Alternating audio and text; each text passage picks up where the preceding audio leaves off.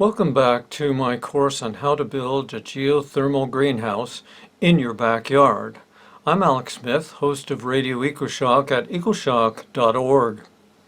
In this session, we will talk about the theory of geothermal energy and an earth battery to heat your greenhouse in the winter or cool it in the summer. We need that theory to understand your choices of how to recapture that underground heat. Along the way, we will look at photos and videos of my project in British Columbia, Canada. Humans have been measuring soil temperature since the 1800s. Here is the key information shown in a graph from the Geological Survey in the state of Indiana, USA. The temperature of the upper 3 feet or 1 meter of soil is mainly influenced by the weather above. A hot sun heats it, cold winters freeze it, in the northern latitudes at least. If we try to collect that heat from the upper 3 feet of soil, we just get a mirror of the seasons. It's hot in summer and cold in winter. Let's talk about an earth battery versus true geothermal. Because there is one exception. Suppose we sink pipes 3 feet down into the gravel, or just the soil, right below a greenhouse. We pump hot air into the greenhouse down into the soil. And we do it in the summer. If we run the fans through that soil or gravel mass in late fall or winter, we will get air warmer than the outside. The heat has been stored underground during the summer. We call that an earth battery, and it works to help some greenhouse operators save on heating bills. Why doesn't the stored heat just leak out and spread out into the surrounding soil? Apparently lateral or sideways heat transferring in soil is relatively slow. It is possible to create a pod of warmer soil under a greenhouse for that reason. In fact, operators of geothermal greenhouses may create a kind of pond of heated ground around their operation that gets slightly warmer over the years. I found heat coming from my gravel bed was a bit warmer in the 3rd year of running the geothermal fan than in the 1st year. But it doesn't amount to a lot. How can we tell whether we are building an earth battery greenhouse or getting true geothermal energy? I ran an experiment from October 1st, 2019 to January 1st, 2020 to test this out. Instead of filling my greenhouse with plants, I just put in a few trays of hardy green vegetables like peas, spinach, lettuce, and kale. Despite the onset of Canadian winter, I added no outside energy for heat. The geothermal fan came on when temperatures dipped below 50 degrees Fahrenheit or 10 degrees C. The snow came, and most daytime temperatures were below freezing. Nights were milder than in previous years, but still as cold as 14 degrees Fahrenheit or minus 10 degrees C. Nothing in the greenhouse froze with just geothermal heat. In October, and through most of November, the air coming out of the geothermal fan was about 65 degrees Fahrenheit or 18 degrees C. It was slowly dropping a couple of degrees a week. That is 10 degrees Fahrenheit warmer than the average soil temperature in North America for that season, coming from 6 to 8 feet, over 1 meter down in the ground where my gravel beds are. We can assume that was stored heat in the gravel from the summer hot season. That was energy from an earth battery. But after a month and a half of drawing air from below, the temperature measured at the fan dropped to about 50 degrees Fahrenheit or 10 degrees C. That is what charts of underground heat predict should be there.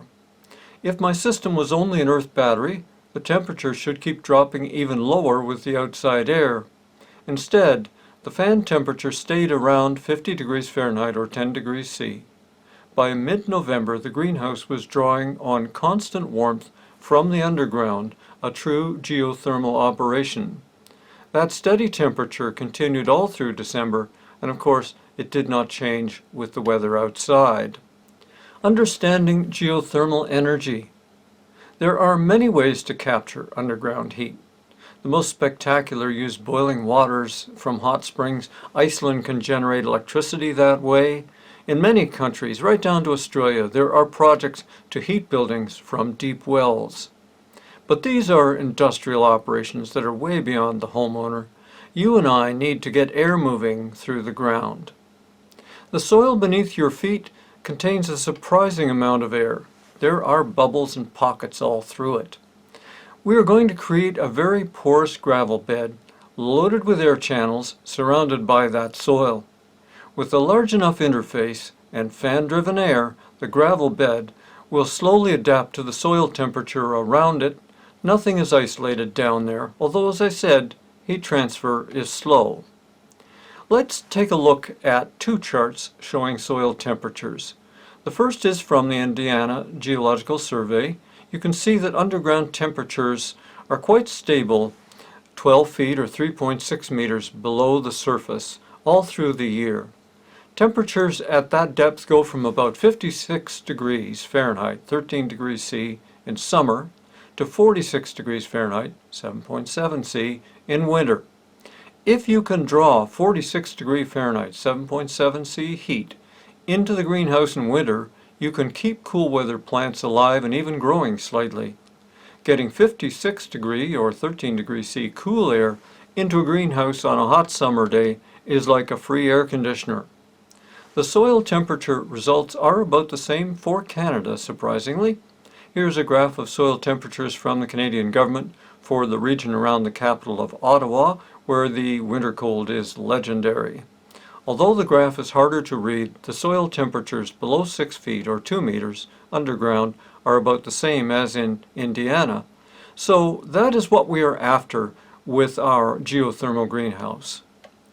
Let's look at how we build this geothermal engine. For my air system, I use PVC drain pipe 4 inches or 10 centimeters in diameter. We need to move a lot of air. Smaller pipes won't do that. This is a common size and usually the cheapest and most available at any building supply store. PVC is polyvinyl chloride. It is a horrible mix of fossil fuels and deadly chlorine. Its use has been banned in most construction in European buildings and even as siding. I hope North America will develop much less harmful pipe materials. But for now, that was all that was available to me on my low budget in a rural area. It seems in this twisted world we need to use polluting materials even as we try to avoid more carbon pollution by greenhouse heaters. You can find videos of people using different kinds of pipe for their geothermal build. They use 4-inch corrugated drain pipe that comes sort of wrapped up in a bundle, and it has slits in it rather than holes. There is some debate about whether PVC pipe is stronger underground. The crush rating of PVC pipe is 3,000 pounds or 1,360 kilos. But once you exceed that, PVC breaks, where the corrugated pipe may crush down and then bounce back if the pressure is removed. I have more faith that my PVC pipe will survive for a long time, being buried under tons of gravel. Although I have multiple pipes, I don't want even one blocked for any reason. But corrugated sewer pipe has other problems for us. One geothermal enthusiast worried about his black corrugated pipe being clogged up with growth, and the air coming out of it was wet. He dug it up, and sure enough, the green and black gunk of living things was all through it.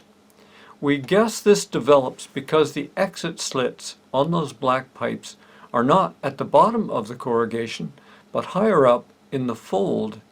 This means there's always some pooled water at the bottom of the pipe, and being warm enough, stuff grows there. The white PVC drainage pipe laid with much larger holes at the bottom does not collect water and is likely to stay cleaner longer with less habitat for growth. There's also a possibility, I suppose, I could send a kind of cloth and a metal plumbing snake down into my system and clean it out, but I haven't tried that. There's no sign of any problems in my pipes after more than 3 years of operation. Plus, the holes in the PVC pipes are much larger, meaning we will get more air exchange. You could even drill more with a hand drill if you wanted to. PVC costs a little more, but if I'm paying a lot for the excavation, I want the best pipes I can afford down there. You must get the right kind of gravel. Gravel crushers can make two basic types of rocks. One will push down tightly to make good surfaces for a driveway or a road. You don't want that. It will ruin your chances at geothermal. The other, called drainage gravel, has surfaces that cannot fit together even under pressure. Drainage gravel will always have air spaces in amongst the rocks. Water travels through those spaces for drainage, and air travels through those spaces for our geothermal system. Explain what you want and why, and insist on drainage gravel. Okay, let's look at the two-layered system down below. I built my greenhouse partly as a backyard lab to test out the realities of the geothermal promise. So I built two separate layers of pipes. There is a large bed, 22 feet long, 6.7 meters in length, and 11 feet wide, or 3.3 meters wide. That big layer is 8 feet, or 2.4 meters below ground, with a foot of gravel below those pipes as well. That pipe system has an intake on one side near the south end and an outtake pipe at the far end in the north corner. We want air to travel the full length of the pipes to get in and out. You can see me laying out the larger low bed in this photo on the ground before the dig. I had to be sure everything fits. There are 7 different channels air can take to get from the intake to the outtake pipe. These 7 long lengths of pipes are connected at each end by the header pipes. All corners and the Y connectors are smooth, gently rounded to promote the easy passage of air. For example, there are no abrupt, sharp corners in the system. To connect the headers, I had to cut some shorter lengths of PVC pipe. I cut it with a home power saw with no special blade, but beware, you absolutely must wear good safety glasses when cutting those plastic pipes. Bits of plastic will hit your face. They don't hurt, but could damage your eyes. The pipes are easy to cut, but be safe. The design I used keeps cutting to a minimum by using standard 10-foot or 3-meter lengths right from the store. The upper bed of pipes is half the size, using just one 10-foot length or 3-meter pipe. It is 6 feet below the ground in the gravel bed. So the upper bed will get more of the earth battery effect being heated from the greenhouse above, especially during summer. The general soil temperature at 6 feet also changes a bit during the seasons. I have separate intake and outtake pipes for this upper bed so I can test the difference or use one bed instead of the other. For example, I may want to draw from just the cooler bed 8 feet down during the summer and turn off the 6-foot bed above. You can make the upper bed the same size as the lower bed if you want to, no problem. I chose not to in order to run the test differently and to save some money. On the north end of my little greenhouse, I had the excavation crew put 2 feet of earth over my gravel bed for the 8-foot pipes. So the lower pipes are still surrounded by over 2 feet of gravel, but there is a layer of earth between that and the greenhouse floor. Using earth there saved me several $100s for at least one more truckload of gravel. I was already freaking out about the cost, but it also insulated half of my lower pipes from any heating above. That could come in handy. Plus, if I want to grow a larger plant in the greenhouse, like a fig tree, about a foot down below the gravel greenhouse floor I have 2 feet of dirt for those roots. Just a thought for the future. The upper layer of pipes has 2 intake pipes for air from outside the greenhouse. This is in case I want to draw outside air through the system. I may want to refresh all the air in the pipes and in the greenhouse. Or when our summer nights are cold but days are hot, I could cool down the upper system by drawing in cold night air through the outer intake pipe. In fact, I have not used an outside pipe so far. They have not been needed, but I have those options built in now, which would be impossible to add later. You can see the connections for the outside pipes at the lower end of the photo. Notice the 2 large plastic drain pipes. These are my vertical pipes, 14 inches or 35 centimeters wide.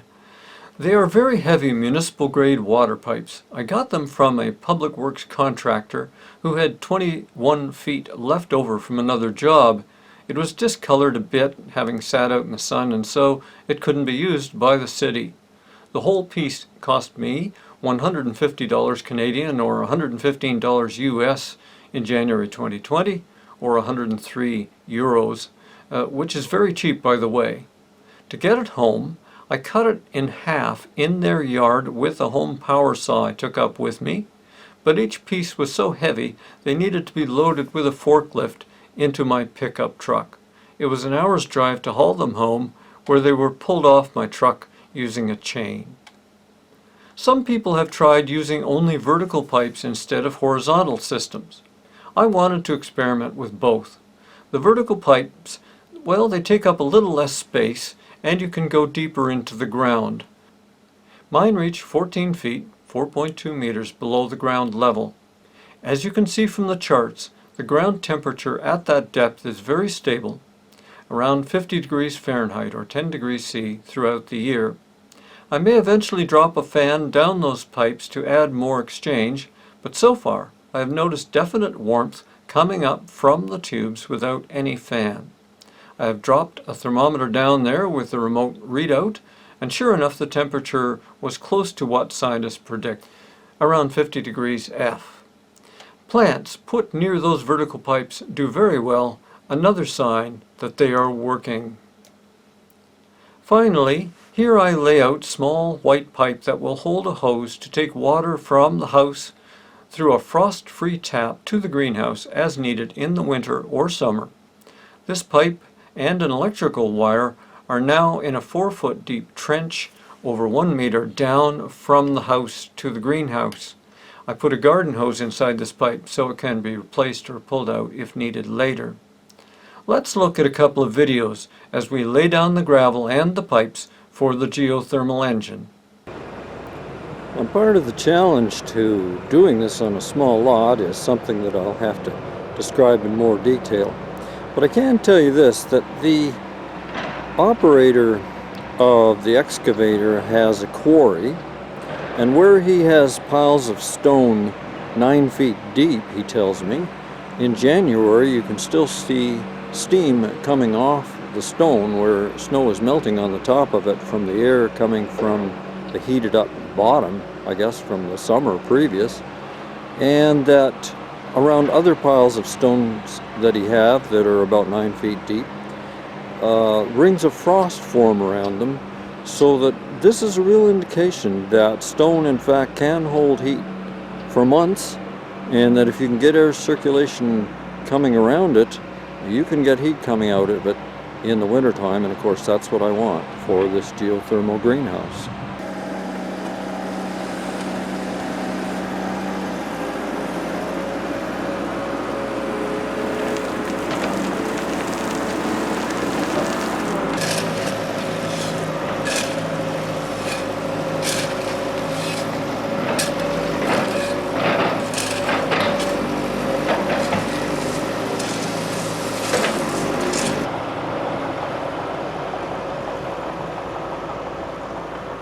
I'm Alex Smith, host of Radio EcoShock, as broadcast on 100 radio stations in the United States, Canada, the UK, and Australia.